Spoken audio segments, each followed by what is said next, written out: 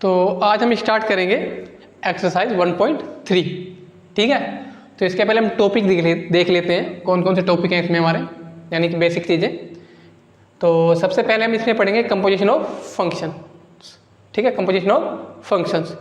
तो इसमें हम दो फंक्शन लेते हैं। कैसे, मान लो हमने एक फंक्शन ले लिया एफ, ठीक है, ये हमारा ए से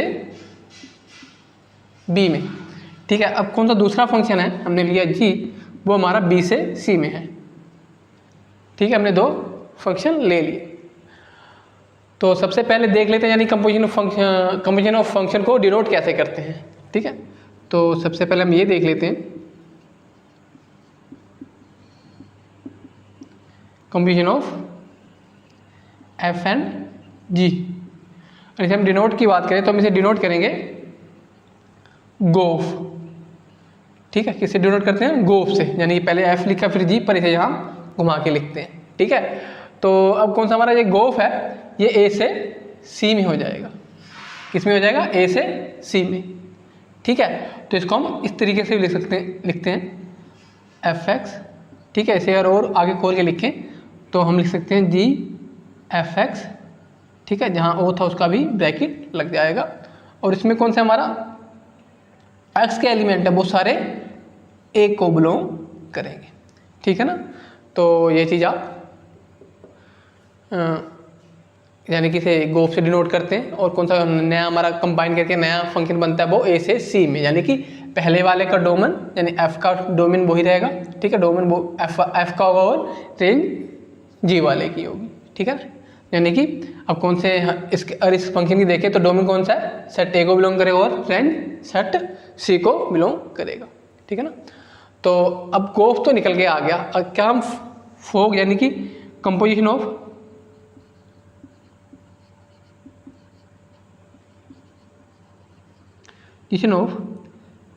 जी एंड एफ का निकल जाएगा, यानी कि कुल मिला के फोक निकाल सकते हैं हम। तो फोक तो हम निकाल नहीं सकते, वो ऐसा क्यों? अगर हम देखें तो पहले हमने क्या लिया, ए से बी, तो फिर यहाँ से बी से स्टार्ट हुआ है, फिर सी में गया। ठीक है, अब हम क्या ले रहे हैं, जी और एफ का। जी से सी गया, ठीक है, फिर सी, पर यहाँ सी नहीं है ना, यहाँ अगर सी होता तो हमारा फोक भी बन जाता। ठीक है ना, तो इस चीज़ को आप पोज करके, या फिर ऐसा होता, एक चीज़ और भी होता, यानी कि अगर ए इक्वल टू सी होता तब भी ये फोक बन जाता। ठीक है ना, तो फिर हमारा किस में होता, बी से बी में हो जाता है। किस में होता, बी से बी में। ठीक है ना, तो ये बात आपको समझ में आ गई होगी। इसे पोज करके नोट डाउन करो और इसके बाद में एक एग्जांपल लेते हैं, यानी कि कंपोजिशन ऑफ फंक्शन कैसे निकाला जाता है। ठीक है ना, तो इसे पोज करके आप नोट डाउन कर लो। उसके बाद हम एग्जांपल देखते हैं एक।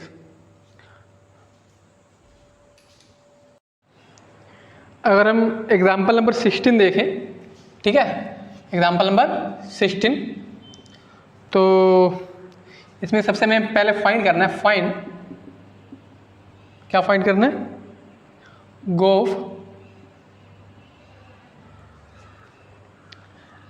एंड फोग, दोनों को फाइंड करना है। और कौन सा हमारा पहला फंक्शन एफ है वो रियल से रियल में दे रखा है, और दूसरा जी फंक्शन भी हमारा रियल से रियल में है। ठीक है, और कौन सा हमारा एफ एक्स है, हमारा एफ एक्स इक्वल दे रखा है कोस एक्स। ठीक है, और जी एक्स हमारा है 3x स्क्वायर। क्या दे रखा है, 3x स्क्वायर। ठीक है, और हमें शो भी करना है, शो दैट, क्या शो करना है, शो गोफ डज नॉट इक्वल टू फोक। ठीक है, पहले तो हमें गोफ और फोक फाइंड करना है, और उसके बाद हमें शो करना है कौन सा गोफ और फोक दोनों बराबर नहीं है। तो हम अगर ये दोनों फाइंड कर लेंगे तो हमें वैसे ही पता चल जाएगा ये दोनों इक्वल हैं या नहीं है। तो सबसे अगर पहले हम गोफ की बात करें, यानी कि जी ऑफ एफ, इसे इस तरीके से लिख सकते हैं। और इसको आगे क्या लिख सकते हैं, तो जी ऑफ एफ एक्स का। ठीक है, और एफ एक्स की वैल्यू कितनी है, कोस एक्स, क्या वैल्यू है, कोस एक्स। ठीक है, अब ये कौन सा कोस एक्स है, यहाँ एक्स के यहाँ रखा जाएगा, तो ये हो जाएगा हमारा 3 कोस एक्स का होल स्क्वायर, यानी कि ये हो जाएगा 3 कोस स्क्वायर एक्स। ठीक है, ये हमारा क्या आ जाएगा, गोफ। ठीक है, अगर हम फोग निकालें तो हमारा फोग क्या आएगा, तो इसे हम लिखेंगे एफ ऑफ जी एक्स।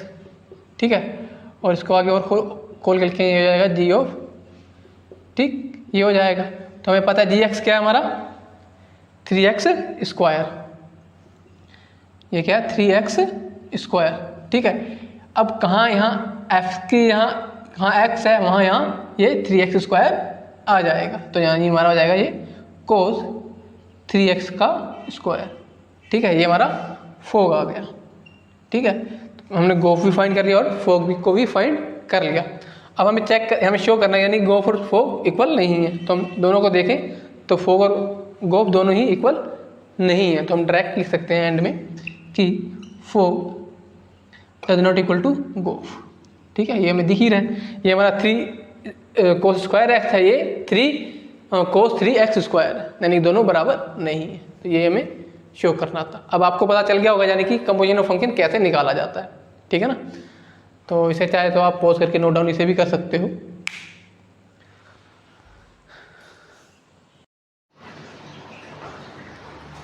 तो आज हम पढ़ेंगे इनवर्स फंक्शन। ठीक है,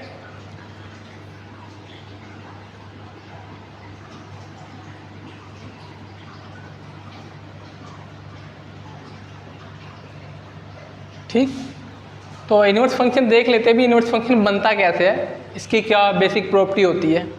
ठीक है, क्या इसकी बेसिक प्रॉपर्टीज होती हैं। तो सबसे पहले अगर हम देखें, कैसे मान लो हमारे पास एक फंक्शन है f, ठीक है, वो a से b में है। ठीक, और इसी का अगर हम इनवर्स फंक्शन लें, मान लो इसका इनवर्स फंक्शन g है। ठीक है, तो कौन सा इसका इनवर्स फंक्शन होगा, वो b से a में होगा। ठीक, ये तो इसकी बेसिक थिंग हो गई।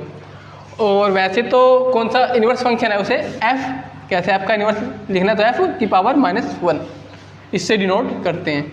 ठीक है, इनवर्स फंक्शन को। ठीक, तो कैसे, अगर मान लो मैं इनवर्स फंक्शन निकालना है तो हम इनवर्स फंक्शन को कैसे फाइंड करेंगे, तो इसके लिए हम पहले एक एग्जांपल ले लेते हैं। कैसे, मान लो हमारे पास एक फंक्शन है f(x), वो है 2x - 3। ठीक, अब इस वाले फंक्शन का हमें इनवर्स फंक्शन निकालना है, तो हम कैसे निकालेंगे, तो कैसे कि हमें पता है कि कौन सा f(x) है, इसे हम y भी लिख सकते हैं। ठीक है, तो ये क्या हो जाएगा, y = 2x - 3। ठीक, तो यहाँ क्या है, सब कुछ y के इक्वल है, सब कुछ किसके इक्वल है, y के। तो अब हमें क्या करना है कि सब कुछ x के इक्वल लाना है, सब कुछ x के इक्वल लाना है। तो हम कैसे लाएंगे, तो देखो कैसे, अब 3 या 3 को y की तरफ लेके आ जाओ, तो ये होगा y - 3 = 2x। ठीक है, तो x = क्या हो जाएगा, y प्लस हो जाएगा y + 3/2। ठीक है, तो x ये आ गया। ठीक है, पहले y के इक्वल था, अब हमने x के इक्वल कर दिया। ठीक, अब जब हमने x के इक्वल कर दिया तो यही हमारा इनवर्स फंक्शन बन जाता है। जब हम सब कुछ x के इक्वल ले आते हैं, वही हमारा इनवर्स फंक्शन बन जाता है। ठीक है, तो इस इनवर्स फंक्शन को लिखने का तरीका क्या होगा, f इनवर्स। ठीक है, अब यहाँ तो लिख लिया, अब यहाँ कौन सा ब्रैकेट में क्या लिखा जाएगा, उसके लिए देखो कैसे, सब पहले इधर y के टर्म में, x के टर्म में था। ठीक है, यानी कि ये फंक्शन x पे डिपेंड करता था, तो जब हमने ब्रैकेट में x लिखा, अब सब कुछ इधर y पे डिपेंड करेगा, यानी कि y की वैल्यू चेंज करेंगे तो फंक्शन की वैल्यू चेंज हो जाएगी।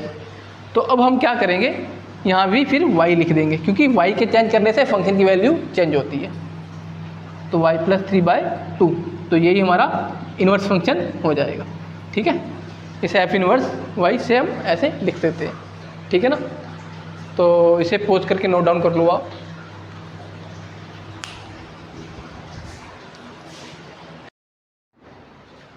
तो अब हम एक क्वेश्चन करेंगे, ठीक है, जो कि 2010 में आया हुआ है CBSE में। तो इसमें हमें क्या दे रखा है, एक फंक्शन दे रखा है fx 4x² + 12 + 5, ठीक। और हमें क्या चेक करना है, fx is invertible and find the inverse of f, ठीक है। तो कैसे मैंने अभी आपको बताया इन्वर्स फंक्शन को कैसे फाइंड किया जाता है, ठीक। तो पहले हम इन्वर्स फंक्शन को फाइंड करेंगे, इन्वर्टिबल की हम बाद में बात करेंगे क्योंकि अभी मैंने आपको बताया नहीं है, यानी कि कौन सा फंक्शन इन्वर्टिबल होता है और कौन सा नहीं होता है। पहले हम इसका इन्वर्स फंक्शन निकाल लेते हैं, ठीक है। और अगर इसी क्वेश्चन को का अगर हमें इन्वर्स फंक्शन निकालना हो खाली, तो हम कैसे निकालेंगे, 4x² + 12x प्लस यहाँ शायद 15 है, ठीक है। तो ये हमें दे रखा है, तो ये हम सब कुछ y के इक्वल भी लिख सकते हैं क्योंकि fx को हम y भी कहते हैं, ठीक है। तो अगर हमें इन्वर्स फंक्शन फाइंड करना है तो हमें क्या करना पड़ेगा कि कैसे अब ये सब कुछ y के इक्वल है, तो अब हमें सब कुछ x के इक्वल लाना पड़ेगा, ठीक है ना। तो हम कैसे लाएंगे, उसके लिए थोड़ी एक ट्रिक है, जब हमें स्क्वायर में दे रखा हो, ठीक है, तो इसमें हम क्या करेंगे, कंप्लीटिंग द स्क्वायर, ठीक है। कंप्लीटिंग द स्क्वायर में कैसे होता है, देखो कैसे आपने पढ़ा होगा, ठीक है, a + b का होल स्क्वायर या फिर a - b का होल स्क्वायर, ठीक है। इसको इस फॉर्म में चेंज करना होगा, यानी कि ये क्या होता है, a² + 2ab + b², और ये क्या होता है, a² - 2ab + b², ठीक है। इसको किसी तरीके से इस फॉर्म में चेंज करना होगा, ठीक है। कैसे, अब यहाँ प्लस है तो ये ऊपर वाला हो जाएगा क्योंकि ये क्या है, 2ab की फॉर्म है ये, ठीक है। तो ये प्लस में है तो हमें ऊपर वाला बनाना, कंप्लीटिंग द स्क्वायर करना होगा, ठीक है। तो हम कैसे करेंगे, उसके लिए क्या मेथड होता है, देखो कैसे ये है, तो ये क्या लिखा है 2x, तो हमें इसका सारे का स्क्वायर करना होगा, सारे का कैसे, यानी इसको हम 2 लिख देंगे और इसे x का होल स्क्वायर, ठीक है। तो ये अब हमारा a बन गया, ये क्या है a, ठीक, प्लस 2, अब a क्या है 2x, यानी कि 2x लिख दिया हमने, ठीक। तो ये हो गया 2 दूनी 4, यानी कि 2 या 4x, पर हमें 12x चाहिए। तो अब हम यहाँ क्या मल्टीप्लाई करें कि ये 12 हो जाए, तो 3 की मल्टीप्लाई कर देंगे, ठीक है। अब ये क्या हो गया, a 2ab, ये b का काम करेगा ना 3, यानी कि 3 का स्क्वायर, ठीक। पर यहाँ 15 था, हमने 3 का स्क्वायर लिखा यानी कि 9 हो गया। अब यहाँ कुछ बच जाएगा, क्या बचेगा, +6, ठीक है। अगर हम इससे अगर पीछे जाएं तो बिल्कुल सेम टू सेम हमें ये मिल जाएगा, हमने कुछ भी चेंज नहीं किया है। हमने इसको इस तरीके से लिखा है कि ये इसका कंप्लीटिंग यानी कि एक स्क्वायर की फॉर्म में आ जाए, यानी कि a + b का होल स्क्वायर की फॉर्म में बन जाए। हमने इसको इस तरीके से लिख दिया है, ठीक है, कुछ भी चेंज नहीं करा।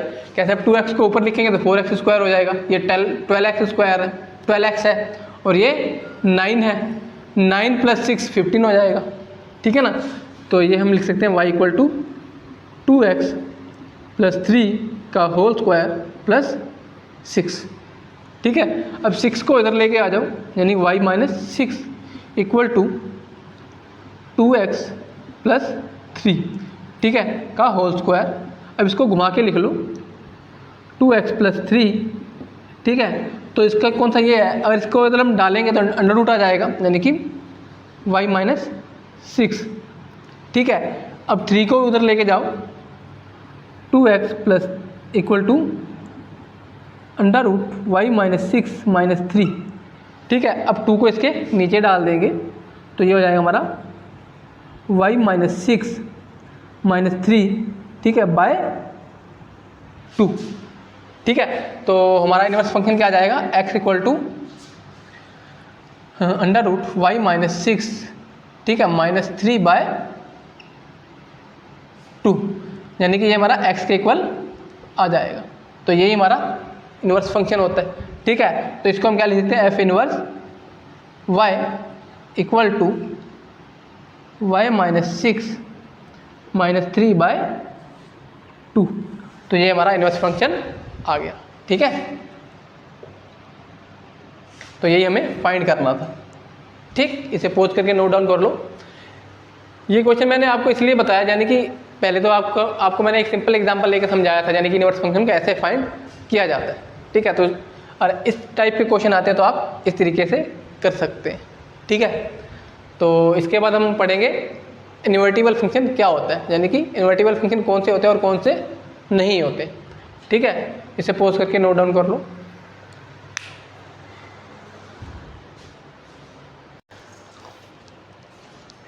तो अब हम पढ़ेंगे इन्वर्टिबल फंक्शन। ठीक है, यानी कौन सा फंक्शन इन्वर्टिबल होता है और कौन सा नहीं होता है।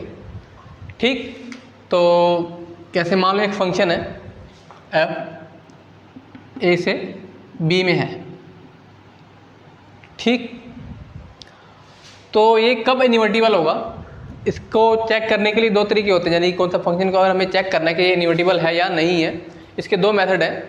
तो पहला मेथड में क्या होता है कि हम फंक्शन को 1 और on2 शो कर दें, 1 एंड on2 शो कर दें। ठीक है, 1 एंड on2, यानी कुल मिला के फंक्शन को हम बाइजेक्टिव अगर शो कर दिया हमने तो हमारा फंक्शन इन्वर्टिबल हो जाता है। ठीक है, 1 एंड on2 को हम बाइजेक्टिव भी कहते हैं, बाइजेक्टिव। ठीक है, और हमने ये शो कर दिया तो हमारा फंक्शन इन्वर्टिबल है, नहीं तो नहीं है। एक तरीका और होता है, सेकंड मेथड है उसका, वो हम आगे देखेंगे। ठीक, तो पहले हम एक सिंपल सा एग्जांपल लेते हैं और देखते हैं कि वो उसको चेक करके देखते हैं कि वो इन्वर्टिबल है या नहीं है। तो मान लो हमने एक फंक्शन ले लिया f, एग्जांपल ले रहे हैं। ठीक है, जो कि हमारा रियल से रियल में है, रियल से रियल में है। ठीक, और हमारा fx है x माइनस 2। ठीक है, तो हमें ये चेक करना है कि ये इन्वर्टिबल है या नहीं है। तो कैसे चेक करेंगे, हम चेक करें कि ये 1 और on2 है तो हमारा ये अपने आप ही बाइजेक्टिव, कुल मिला के हमारा इन्वर्टिबल हो जाएगा। ठीक, तो fx को हम अगर हमें 1 चेक करना हो तो हम क्या करते हैं, fx1 इक्वल टू fx2, बिल्कुल सिंपल है ये तो, x1 माइनस 2 x2 माइनस 2, यानी कि 2 से 2 कैंसिल हो गया, x1 इक्वल टू x2। ठीक है, तो ये x1 इक्वल टू x2 आ गया, इसका मतलब f इज 1 हो गया। ठीक है, f इज 1। ठीक, जब हमें ये हमारा 1 तो हो गया, अब हमें क्या शो करना है, यानी कि चेक करना है कि ये on2 है या नहीं है। तो हम लिखेंगे y equal to x minus 2। ठीक है, तो कोई भी फंक्शन on2 कब होता है, जब हम y की वैल्यू जो सी मर्जी ले लें, किसमें से, इस फंक्शन में से, यानी कि कुल मिला के r रियल नंबर है ना इसका, रियल से रियल में हम यानी कि y की कौन सी मर्जी वैल्यू चूज करें, किसमें से, रियल नंबर में से, उसके लिए x की वैल्यू होनी चाहिए। ठीक, कहने का मतलब क्या है, यानी हमने ले लिया y plus 2 equal to x, यानी कि x equal to y plus 2। ठीक है, हम y की वैल्यू जो सी मर्जी चूज कर सकते हैं। ठीक है, रियल नंबर में से। ठीक है, सारे रियल नंबर चूज करें, उसके लिए कोई ना कोई x की वैल्यू हो, किसमें से, ये वाले रियल नंबर में से। तो अगर हम देखें, हम जो सी मर्जी वैल्यू चूज करेंगे तो x की वैल्यू तो हमें मिलेगी, क्योंकि रियल है, रियल में तो सारे नंबर आ जाते हैं। तो इसका मतलब y की जो सी मर्जी वैल्यू रखें तो x की तो मिलेगी। कैसे, x की y की हमने 5 रख दी। ठीक है, y की हमने क्या वैल्यू रखी, 5, तो ये क्या हो जाएगा, x इक्वल टू 7। हमने y की रख दी 0.5, तो x इक्वल टू 2.5। इसी तरीके से हम y की जो सी मर्जी वैल्यू लें, उसके लिए हमें x की वैल्यू मिलनी चाहिए। कैसे, हमने y की 5 ली तो x की 7 हो गई, तो x की हमने 2.5 ली और y की हमने 4.5 ली तो x की 2.5 हो गई। ठीक है, तो इसका मतलब हम जो सी मर्जी y की वैल्यू चूज करें उसके लिए x की मिलेगी, जरूर मिलेगी, क्योंकि रियल से रियल में है। तो इसका मतलब ये फंक्शन on2 भी है। ठीक है, तो f इज on2। ठीक है, तो जो फंक्शन 1 और on2 दोनों होता है वही इन्वर्टिबल होता है। तो लास्ट में हम क्या लिखते हैं, hence this function is 1 and on2 so that it is invertible. ठीक है ना। तो अब इसे आप पोज करके नोट डाउन कर सकते हो, ठीक है। लास्ट में वो लाइन भी लिख देना, hence it is a 1 1 and 1 2 so that it is a invertible function, ठीक। इसे पोज करके नोट डाउन करो और इसके बाद इसका हम अल्टरनेटिव मेथड देखते हैं कि हम किसी फंक्शन को इन्वर्टिबल फंक्शन कैसे चेक कर सकते हैं, यानी कि वो फंक्शन इन्वर्टिबल है या नहीं है, ठीक है।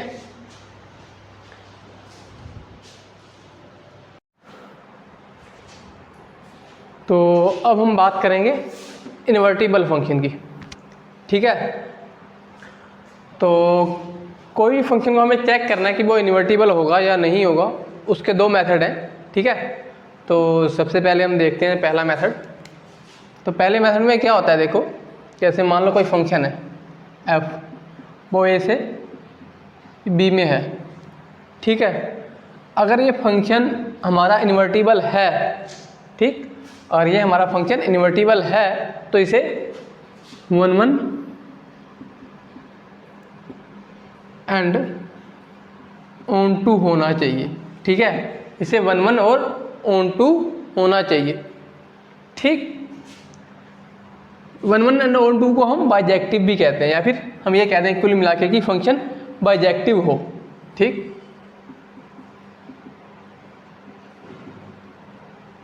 ठीक है, एक ही बात है। अगर 1 1 एंड ऑन टू को हम सीधा बाइजेक्टिव कह देते हैं, ठीक है। अगर फंक्शन हमारा बाइजेक्टिव है तो वो हमारा इन्वर्टिबल होगा, ठीक। अच्छा, कैसे हमने इसको चेक करने के लिए एक एग्जांपल लें। कैसे, मान लो एक एग्जांपल लेते हैं हम, y = 3x - 5, ठीक है। कौन सा हमारा ये फंक्शन है वो रियल से रियल में है, ठीक है। तो हमें अब क्या चेक करना है कि ये इन्वर्टिबल हो जाए। ये इन्वर्टिबल कब होगा, ये जब 1 1 एंड ऑन टू होगा, ठीक है। इसके लिए हम 1 1 एंड ऑन टू को चेक करेंगे, ठीक। तो सबसे पहले 1 1 चेक कर लेते हैं। तो 1 1 को कैसे चेक करते थे, y की जगह fx लिख लो, ठीक है। fx1 = fx2, ये तो करते थे हम। तो ये हो जाता था 3x1 - 5 = 3x2 - 5। 5 से 5 कैंसिल हो जाएगा, 3 से 3 और x1 = x2 आ जाएगा, ठीक। तो इसका मतलब ये फंक्शन 1 1 है, f इज 1 1, ठीक। तो इसके बाद हमें ऑन टू चेक करना है। तो ऑन टू हम कैसे चेक करते थे, हमें क्या दे रखा है, y = 3x - 5, ये तो दे रखा है। तो ऑन टू फंक्शन कब होता है, जब हमारा फंक्शन हम y की वैल्यू जौन सी मर्जी चूज़ करें उसके लिए x की वैल्यू होनी चाहिए, ठीक। तो इसके लिए हम क्या कर लेंगे, हम कर लेंगे 3x = y + 5 और x = y + 5/3, ठीक है। ये हमारा आ जाएगा। अगर हम यहाँ देखें, हम y की जौन सी मर्जी वैल्यू रखें, हमें x की वैल्यू मिलेगी ना कोई तो x की वैल्यू आएगी ना। हम क्या मर्जी रखें, यहाँ 1 रखेंगे तो ये 6/3 हो जाएगा। अगर x = हमने 1 ले लिया तो ये हो जाएगा, सॉरी y = 1 ले लें तो ये हो जाएगा x = 6/3 यानी कि 2 हो जाएगा, ठीक। ऐसे हम अगर और कोई वैल्यू ले लें, x = 0.5 ले लेते हैं तो ये हो जाएगा x = 5.5/3, ठीक है। हम चाहे कौन सी मर्जी y की वैल्यू लें उसके लिए x की वैल्यू हमें मिलेगी, ठीक। तो अगर ऐसा होता है तो वो हमारा फंक्शन ऑन टू हो जाता है, ठीक है। तो हम लिख सकते हैं f इज, हम पहले तो ये लिखेंगे कि for every y belong to R there is value of x, ठीक है।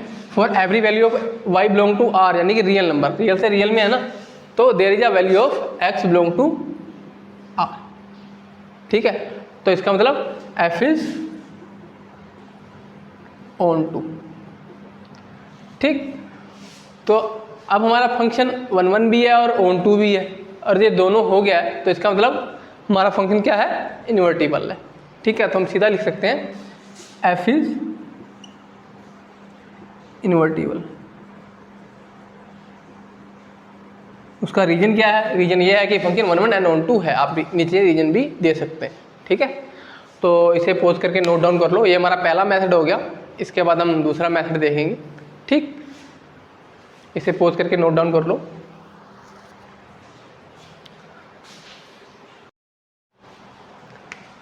तो अब हम बात करेंगे सेकंड मेथड की।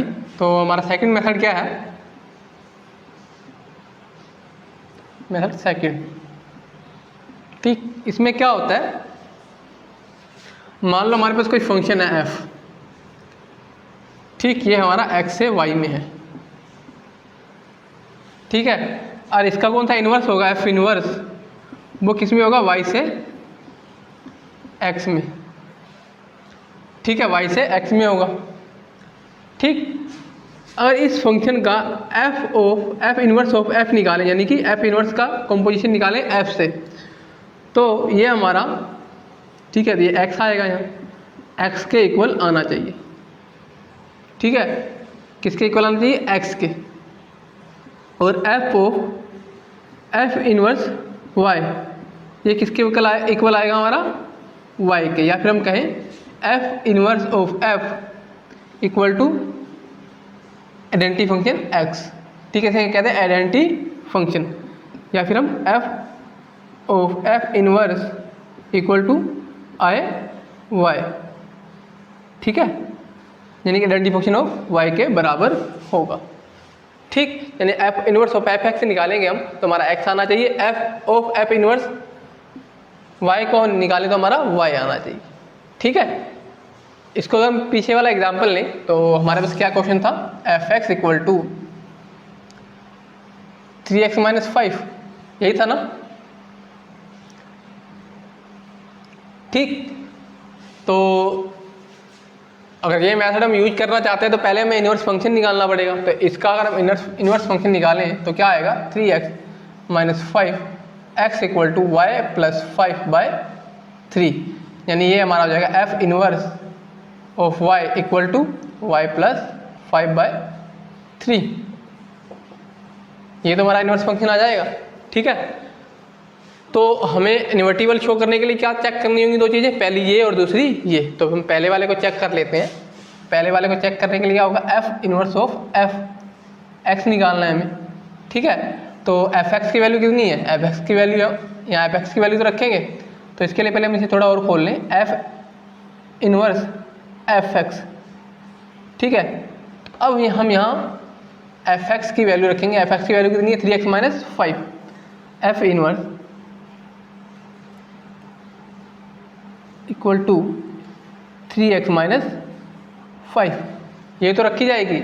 अब f इन्वर्स की वैल्यू कितनी है, y + 5/3, ये तो है। इसका मतलब यहाँ y है वहाँ ये रखा जाएगा 3x - 5, ये तो रखा जाएगा। जहाँ y है वहाँ 3x - 5 को रखेंगे, यानी कि हो जाएगा हमारा 3x - 5 + 5/3। 5 से 5 कट कैंसिल हो गया, 3 से 3 कैंसिल हो जाएगा, तो कुल मिला के हमारा x आ जाएगा, ठीक है। और इसको हम लिखें, इसका मतलब f इन्वर्स ऑफ f(x) हमारा कितना आ गया, x। तो यही हमें लाना था, ठीक है, ये आ गया। इसके बाद हम निकालेंगे f इन्वर्स y, ये निकालेंगे ना। तो इसके और हम आगे देखें तो f ये हो जाएगा हमारा f इन्वर्स y का ब्रैकेट, ठीक है। अब इसकी वैल्यू कितनी है, f इन्वर्स y की, इस वाले की, तो इसकी वैल्यू हमने ये निकाल रखी है। तो इसका मतलब f ये हो जाएगा y + 5/3, ये तो हो जाएगा। अब ये f आ गया, तो f इसका मतलब यहाँ x है वहाँ ये रखा जाएगा, यानी कि y + 5/3, जहाँ x अब वहाँ ये रख देंगे। तो हमारा हो जाएगा 3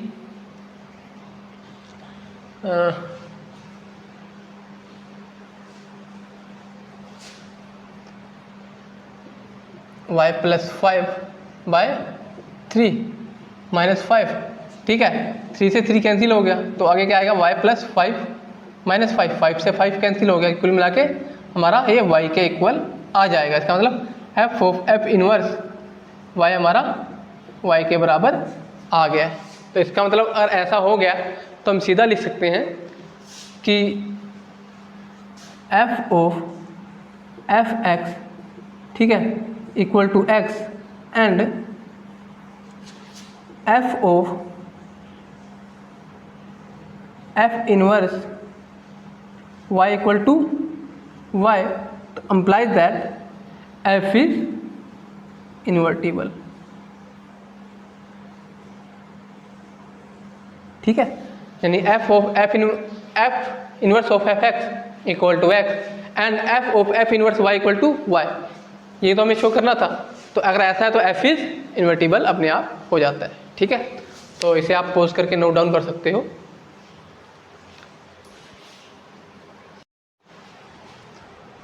तो इसमें हमारी दो थ्योरम है। ठीक है, तो सबसे पहले हम पहले वाली कर रहे हैं। तो इसमें हमें क्या दे रखा है, हमारा एक फंक्शन एफ एक्स है, एफ है एक्स से वाई में, जी है वाई से जेड में, एंड एच है जेड से एस में। ठीक, तो हमें ये कह रहा है, अगर हमें ये प्रूव करना है कि एच ऑफ ओ का bracket d of f equal to this. ठीक है, तो इसके लिए हम पहले एल एच एस साइड ले लेते हैं। ठीक, तो इसको अगर मैं एल एच एस साइड ली तो हो जाएगा h of g of f. ठीक है, तो इसको हम आगे लिखें, ये हो जाएगा h of F G of f x. ठीक, और इक्वल टू एच ऑफ, अब एफ एक्स हम लिख सकते हैं एफ एक्स। ठीक है, यानी कि इसको ये ओ उठ जाएगा, इसके लिए यहाँ ब्रैकेट आ जाएगा। ठीक, अब ये ओ है तो ये ओ हटाना, तो एक ब्रैकेट और आ जाएगा, तो एक ब्रैकेट और आएगा, तो ये हो जाएगा जी ऑफ एफ एक्स का ब्रैकेट। ठीक है, तो ये आ जाएगा। ठीक, हमारा तो हमने, अगर ये हमारा लेफ्ट हैंड साइड आ गई तो अब हम राइट हैंड साइड ले लेते हैं। तो ये क्या है, h of g of f.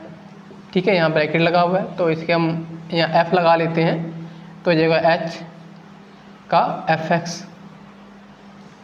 ठीक, तो अगर हम इसे इस वाले ब्रैकेट को खोलें, ठीक, तो इस वाले ब्रैकेट को खोलेंगे तो हमारा हो जाएगा h of g of f x. ठीक है, का ठीक, ये तो हो जाएगा, हमने जब ये ब्रैकेट खोला तो ये इस तरीके से हो जाएगा। तो आगे हो जाएगा एच ऑफ, ये ओ को हटाना तो एक ब्रैकेट और आ जाएगा, यानी कि जी एफ एक्स का ब्रैकेट। ठीक है, तो अब देखोगे ये दोनों इक्वल हैं, यानी कि L H S side equal to R H S side. ठीक है, बिल्कुल सिंपल है, आप वैसे भी कर सकते थे, मैं अगर आपको नहीं बताता जब भी आप कर सकते थे, पर आपको मैंने बता दिया, तो इसे पोज करके नोट डाउन कर लो। चलो थोड़ा सा एक बार वो समझा देते हैं, लगता है कई बच्चों को समझ में नहीं आया होगा। कैसे, हमने पहले एल एच एस साइड ले ली, ठीक है, इसके साथ बाद में हमने एक्स लगा दिया। ठीक है, एक्स लगाया, तो जब हम यहाँ आए तो ये वाला ओ ख़त्म करना था, ये अगर ओ ख़त्म करते हैं तो हमें ब्रैकेट लगाना पड़ता है। ठीक है, तो ये ब्रैकेट लगा दिया। ठीक है, अब हमने ये वाला ओ ख़त्म करना तो एक ब्रैकेट और लगा दो। ठीक है, कुल मिला के ब्रैकेट हटता है, ओ हटता है तो ब्रैकेट आ जाता है। ऐसा ही हमने यहाँ करा है। सबसे पहले हमने L H R S side ली, एक्स लगाया। ठीक है, एक्स लगाने के बाद ये ओ ख़त्म हो गया। ठीक है, अब और ये वाला ब्रैकेट ख़त्म करना है तो हम इसे जी के साथ ले आएंगे। ठीक, जी के साथ लाए तो यहाँ ब्रैकेट लगाना था। ठीक है, तो ये वाला ब्रैकेट ख़त्म करा तो ये ब्रैकेट यहाँ आ गया। ठीक, अब ये वाला ओ ख़त्म करना तो एक ब्रैकेट और आ जाएगा। तो इसका मतलब बाद में हमने क्या देखा, एल एच साइड और आर एच साइड दोनों इक्वल है। ठीक है, तो इसे आप पोज करके नोट डाउन कर सकते हो। इसके बाद थ्योरम सेकंड देखते हैं।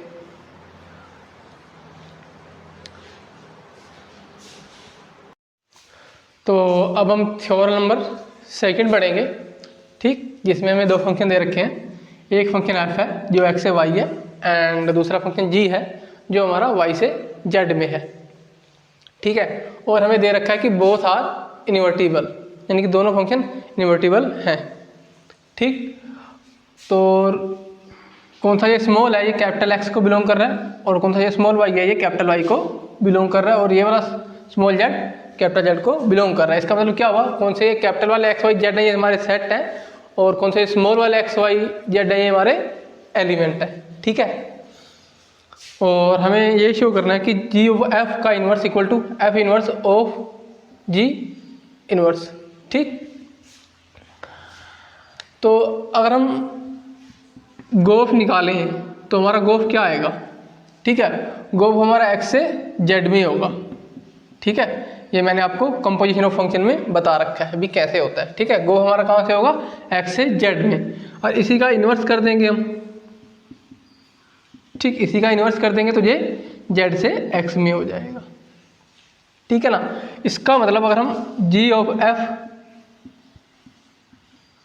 का इन्वर्स का एक्स, तो यहाँ जेड रखा जाएगा क्योंकि इन्वर्स है, तो यहाँ जेड है ना, तो यहाँ भी जेड रखा जाएगा। जेड रखने पे एक्स आएगा, यानी कि स्मॉल जेड रखेंगे तो हमें एक्स मिलेगा, स्मॉल वाला। ठीक है ना, तो इसका मतलब जी ऑफ एफ का इन्वर्स निकालते हैं, गोफ का इन्वर्स निकालते हैं तो जेड रखेंगे क्योंकि इसका डोमेन जेड को बिलोंग करेगा, तो जेड रखेंगे तो हमें एक्स मिलेगा। ठीक, तो ये तो होगी हमारी L H side. L H side होगी ना, हमने एल एच साइड ली है। अगर हम आगे देखें, अगर हम एफ इन्वर्स निकालेंगे तो एफ इन्वर्स किस में होगा? वाई से जेड में होगा, वाई से जेड में होगा, और जी इन्वर्स हमारा जेड से वाई में होगा। ठीक है ना, अब हमें क्या निकालना है? एफ इन्वर्स हमने आर एच साइड ले ली है। ठीक है, इसकी ये पहले एल एच साइड ली थी, अब आर एच साइड ले रहे हैं, तो ये क्या है? जी ऑफ एफ का इन्वर्स। ठीक है, तो जी किससे स्टार्ट हो रहा है? जेड से, तो यहाँ जेड रखेंगे।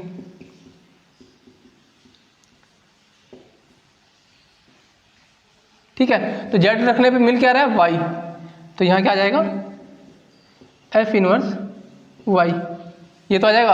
अब एफ इनवर्स वाई में रखना है तो क्या मिल रहा है? जेड, यानी कि हमें क्या मिल जाएगा? सॉरी, जेड नहीं, यहाँ एक्स आएगा क्योंकि ये एक्स से वाई में था, तो वाई में किससे हो जाएगा? एक्स में हो जाएगा, यानी कि क्या मिलेगा हमें? एक्स। अब देखें, लेफ्ट हैंड साइड में हमारा एक्स है और राइट हैंड साइड में भी हमारा एक्स है, इसका मतलब R H side equal to L H side. ठीक है, तो ये हमें प्रूफ करना था। ठीक है, बिल्कुल भी इजी वे में करा है मैंने। ठीक, क्योंकि बुक वाला मेथड थोड़ा आपको समझ में नहीं आएगा, ये बिल्कुल सिंपल है, आपको अच्छी तरह समझ भी आ गया होगा। ठीक है, और इसे आप पॉज करके आप नोट डाउन कर सकते हो।